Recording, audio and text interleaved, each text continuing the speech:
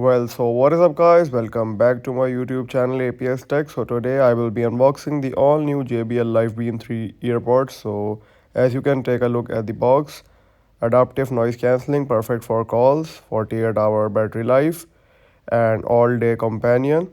10-minute charge is equal to 4-hour music play, and it comes with the active noise cancellation, and the earpods are displayed at the back of the box. As you can take a look at all the features written here: equalizer, and you can also download the JBL app on your mobile device, Bluetooth version 5.3. Okay, the display case. So let's open the seal without wasting any further time, and now let's take out the earpods, and we will also do a comparison later on with the AirPods Pro 2.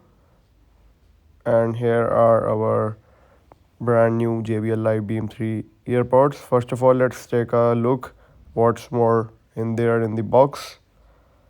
So the box comes with a charging cable, a user manual, and more stuff. Here is the user manual. Oh my god, I don't think that is required. So let's product registration, warranty card, and here is the cable. So let me tell you, it comes with a type C charging cable, orange color cable. JBL's theme basically is in orange color, so that's why they are possessed with the orange color. I don't know why. Okay, recycled. And here are our JBL Live Beam 3 with extra earbuds. Okay, there's a sticker on the screen, and it gives a pretty premium feel. Let's remove the sticker. Charge first. So it is telling us to charge the earpods first before using it. So you have to fully charge it for better experience. Okay. Premium feel. Full review of this earpods will be out soon. Today I am giving you an overlook on how to just start it up.